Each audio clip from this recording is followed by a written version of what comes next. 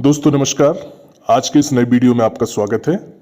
जैसा कि आप सभी लोगों को जानकारी है कि मध्य प्रदेश में पीईबी के द्वारा जो ड्रेसर की पोस्ट निकली है उनका क्रैश कोर्स ऑनलाइन कराया जा रहा है, जिसमें सिलेबस के हिसाब से सारी चीज़ें कंप्लीट कराई जा रही हैं। इसके अलावा जो मल्टीपल चॉइस क्वेश्चंस रहते हैं एमसीक्यूज, उन पर भी विशेष रूप से ध्यान दिया जा रहा है और महत्वपूर्ण एमसीक्यूज भी तैयार कराए जा रहे हैं।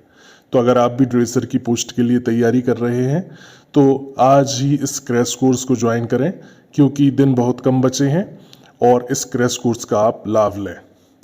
आज हम आपके लिए कुछ ऐसे एमसीक्यूज लेकर आए हैं जिनके द्वारा आप इस ड्रेसर की पोस्ट के क्वेश्चंस को समझ सकते हैं। ये एमसीक्यूज बहुत ही इंपॉर्टेंट हैं। इन एमसीक्यूज में से ही कुछ क्वेश्चन आने की संभावना है। तो आइए हम देखते हैं। सबसे पहला एमसीक्यूज क्या है, प्राथमिक चिकित्सा क्या है। इसके 4 ऑप्शन दिए हैं। चिकित्सक द्वारा दी गई विशेष चिकित्सा, डूबने पर की गई चिकित्सा, चिकित्सक के पहुंचने के पहले रोगी को दी गई चिकित्सा, या बिच्छू के काटने पर दी गई चिकित्सा। तो इसका सही आंसर है चिकित्सक के पहुंचने के पहले दी गई चिकित्सा। अब प्राथमिक चिकित्सा क्या कहलाती है, इसका यहाँ पर वर्णन दिया गया है कि आमतौर पर गैर विशेषज्ञ व्यक्ति रोगी को या घायल व्यक्ति को इलाज कर देता है। जब तक अस्पताल पहुंचाया नहीं जाता है तो उस दौरान जो चिकित्सा कही जाती है उसे प्राथमिक चिकित्सा कहते हैं। जीवन रक्षक तकनीकों की एक श्रृंखला शामिल होती है प्राथमिक चिकित्सा में, और न्यूनतम उपकरणों के द्वारा प्राथमिक चिकित्सा की जाती है। अब अगर इसका महत्व देखा जाए तो प्राथमिक चिकित्सा का मुख्य उद्देश्य उपचार नहीं बल्कि विशेष उपचार करना है, घायल की सहायता करना है, और जो त्वरित देखभाल की जाती है जब तक कि एम्बुलेंस ना आ जाए तब तक का कार्य किया जाता है। यहीं इसके मुख्य उद्देश्य भी आते हैं कि अधिक चोट के खतरे को रोका जाए, अधिक क्षति को रोका जाए, स्वास्थ्य को बढ़ावा दिया जाए, पीड़ित के दर्द को कम किया जाए। अगला क्वेश्चन है, दाव डालने से पूर्व क्या सूचना आवश्यक नहीं है। दाव किस पर डाला जाना है, कैसे डाला जाना है, क्यों डाला जाना है, कहां पर डाला जाना है। तो दाव की अवधारणा आप सभी लोग जानते होंगे कि दाव प्राथमिक सहायता में बहुत ज्यादा सहायक होता है। दाव के द्वारा चोट को काटना और रक्त के बहने को कम किया जा सकता है। अब दाव क्यों डाला जाता है, तो रक्त के स्राव को रोकने के लिए घाव पर दबाव या दाव डाला जाता है। यह गर्मी और तरल पदार्थों की हानि को रोकने के लिए भी डाला जाता है। सर्फ, अगर किसी को सांप काट जाए तो उसके विष को फैलने से रोकने के लिए भी दाव डाला जाता है। तो ये सारे दाव के कार्य रहते हैं। अब दाव डालने के बाद क्या होता है कि स्थान या चोट के अनुसार दाव डाला जाता है। यह धमनियों पर मुख्य रूप से दाव डाला जाता है। यह क्वेश्चन आ सकता है कि दाव किस पर डालना चाहिए, तो धमनियों पर। तो इस प्रकार से ये दाव पर क्वेश्चंस आ सकते हैं, और आप लोग भी अगर इसी टाइप के सारे क्वेश्चंस, इनका विश्लेषण अध्ययन करना चाहते हैं तो इस क्रैश कोर्स को आप ज्वाइन कर सकते हैं। अगला क्वेश्चन है, सिर पर चोट लगने से सूजन की उपचार विधि क्या है। ठंडा सेंक, गर्म सेंक, दवाई लगाना या छोड़ देना। तो इसका आंसर क्या है, आप लोग मुझे सोच के बताइए कि अगर किसी को सिर पर चोट लगती है तो उसको ठंडा सिकाई करना चाहिए, बर्फ की सिकाई करना चाहिए। अब इनकी अवधारणाएं दी गई हैं कि किस चोट में किस टाइप की सेक करना चाहिए। जैसे खुली चोट जो रहती है, जैसे किसी की खोपड़ी टूट जाती है या मस्तिष्क घायल हो जाता है तो यह खुली चोट में आता है। बंद चोट क्या कहलाता है कि सिर पर कोई झटका लगाए लेकिन खोपड़ी जो रहे वो टूटे ना या प्रभावित ना हो, तो उसको अपन बंद चोट कहते हैं। तो अब खुली चोट और बंद चोट के हिसाब से भी सिकाई अलग अलग प्रकार की हो सकती है। अब सिकाई की व्याख्या की गई है तो सिर की चोट सबसे विशिष्ट प्रकार की होती है।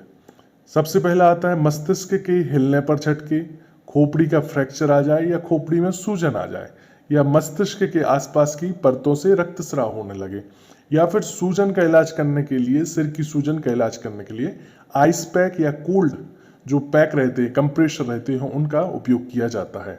अब ठंड सेक का उपयोग निम्न तरीके से मदद करता है। रक्त वाहिकाओं को यह सिकोड़ देता है।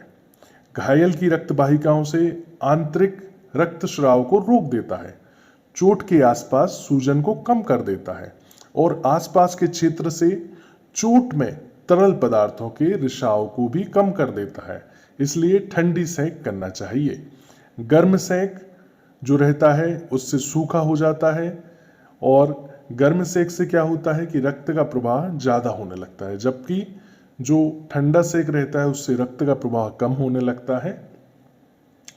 तो गर्म सेक का जो उपयोग किया जाता है वो आंखों की समस्या में, ऐंठन में, गर्दन की अकड़न में, तनाव में, इन सब चीज़ों में किया जाता है। तो इनसे भी आपका क्वेश्चन आ सकता है। अगला क्वेश्चन है कि अगर कोई जल गया है तो क्या करना चाहिए? नल का पानी डालना चाहिए, मलहम लगाना चाहिए, बर्फ का पानी डालना चाहिए या कुछ नहीं करना चाहिए? तो इसका आंसर आप लोग बताइए। इसका आंसर है नल का पानी डालना चाहिए। अब इसका विस्तृत विवरण यहाँ पर दिए हैं कि जले हुए पीड़ित के लिए प्राथमिक उपचार के महत्वपूर्ण उद्देश्य क्या है कि जलन को कम कर दें ताकि उसको दर्द से राहत मिल जाए और जो चोटें हैं उनका इलाज कर दिया जाए या फिर जोखिम को कम कर दिया जाए। इसके लिए क्या किया जाता है? ठंडे नल का पानी 10 से 15 मिनट तक डालते रहना चाहिए ताकि घाव ठंडा हो जाए, जलन अधिक गहरी ना हो, दर्द से राहत मिल जाए। और बहुत ठंडे या बर्फ के पानी का उपयोग कभी नहीं करना चाहिए। ये होता है जले हुए व्यक्ति के लिए प्राथमिक उपचार के महत्वपूर्ण उद्देश्य। तो अब आप लोग समझ गए होंगे कि जला हुआ अगर कोई व्यक्ति है तो उस पर ठंडा जल डालते हैं, वो भी 10 से 15 मिनट तक। ठंडा जल डालने से उसके लिए राहत हो जाती है।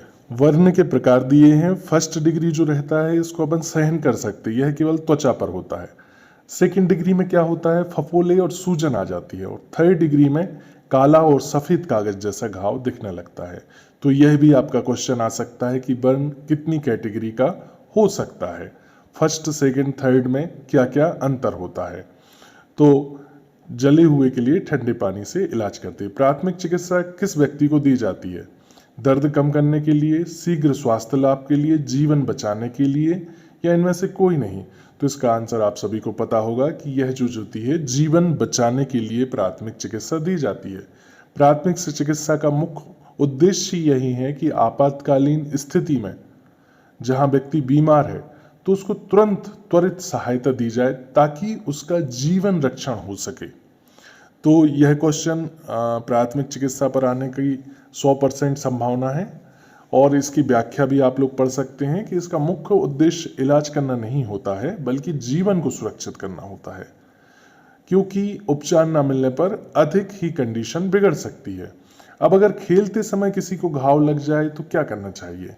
डॉक्टर को बुलाना, रक्तस्राव रोकना, संज्ञाहरण देना या टांके लगाना? तो इसका आंसर होता है कि अगर कोई खेलते हुए गिर जाए तो उसके रक्तस्राव को रोक दें। अब प्राथमिक चिकित्सा जो रहती है दुर्घटना, गिरने, चोट, बीमारी आदि में दी जाती है।